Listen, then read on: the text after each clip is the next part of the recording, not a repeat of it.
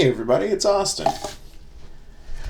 Oh, at the Best I Can Afford Antiques channel, you know what's happening. You know why we're here. God, come on, man. There's somebody on the small shelf I haven't even introduced you to. We don't care about this. This is plastic. I'll show you how to identify plastic cinnabar in some video. Talking about this little fella. Isn't that a handsome little thing? Let me introduce you to the newest member of our tiny family. We named him Merle. No, that's not true. We didn't name him Merle. So this is a tiny Kyoto Jippo piece. Meiji Era, Japan. Probably a little bit early. It's a very, very neatly done little fella. I love his rich blue background color. You see his background cloisons. They're almost invisible when you're just looking at them. But once you get them into the light here. I love his little flower designs. I mean, this is actually a pretty well done little piece.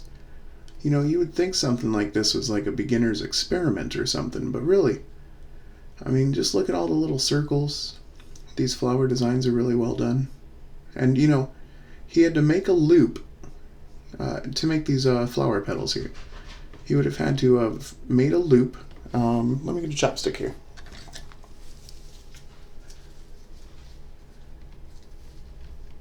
He would have made a loop that came out this way, and gone back that way, and then crunched it in with a... Or maybe made that shape to begin with. One or the other. But I mean, you know, instead of just having it be round, he took an extra little second to dent it inward. Look how vibrant that white is after 100 years, 150 years. You know, I mean, if this was made in like 1880, which it easily could have been, look at that gold flake in there. Isn't that amazing? To try so hard on something this small. I mean, what was it ever going to be used for? Likely nothing. Seems like a little tiny chunk of enamel fell out there. I don't see that it's you know, let me make sure my camera lens is clean here. I don't know if you guys are getting any I've got alcohol right here for when I clean glass stuff. Yeah, I know. I probably should shut off my camera, do it the right way.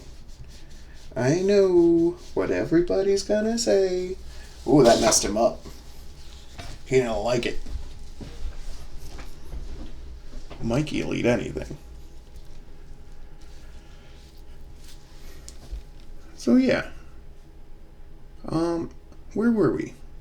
We went brown, right? We went green. Oh, okay. It's brown and green alternating. And there's gold flakes just in these little panels here. So yeah, this is actually like a 2-inch tall. I mean, maybe. Like a 2-inch tall vase. Made out of copper or bronze or brass. I think probably brass it looks like. But, you know, maybe copper up here at the topper. But yeah, I mean, you couldn't really use that for anything except half a flower. So, some old try-hard here made this miraculous white enamel. And then mixed it in with a little bit of peach or pink there. And then yellow, red, white again. I love it. I mean, somebody worked really hard on this little thing. It could have passed through the future, you know? It could have gotten broken anytime. This little fence on the top. This circular fence is very typical of Japanese cloisonné. And again, this was likely made in the school of Kyoto Jippo, which is, you know, typically denoted by background cloisons.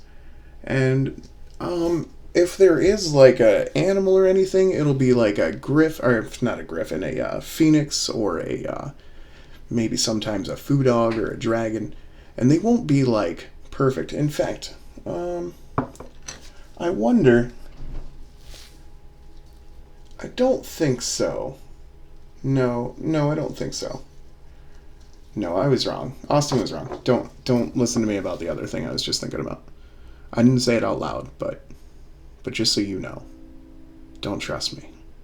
You can trust me about this though. Come on, camera. There, thank you. It's very nice of you.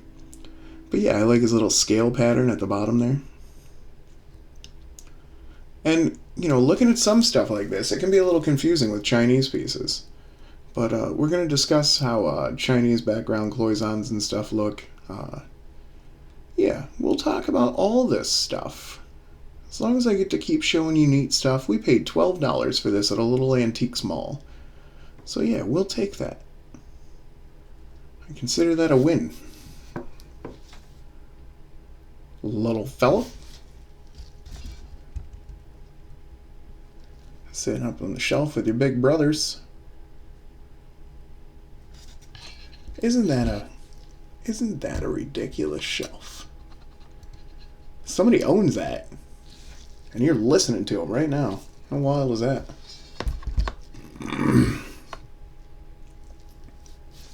Yeah. Let's put this little guy back where he goes. Put this little guy back where he goes. Oh, this is Austin at the Best I Can Afford Antiques channel. It is lovely to talk to everybody again. I think that might be it for today. Did our little painting there. We got some other artworks and stuff coming up. I've got, I know I told you I wasn't buying anything else after that big expensive thing, but I had already ordered something that was relatively expensive. It's just that we bought it's 7 items altogether, and it cost $350 altogether. So, we did some pretty good auction bidding. We got 3 new pieces of cloisonné. Every one of these auction lots had 2 or 3 pictures. One of them had 1. So, really, I don't know what condition some of this stuff's coming in, but we paid, I think, $7 to $21 in that range for the 3 new pieces of cloisonné we're getting. So, and then we've got some other pretty neat stuff. So yeah, we'll see how that turns out. Fingers crossed, huh? This is Austin, the Best I Can Afford Antiques channel. Oh yeah, like, share, subscribe, comment, do all those things. I always forget. But then again, I just assume you'll do it if you want to. So who am I to try to tell you how to live your life? It is what it is.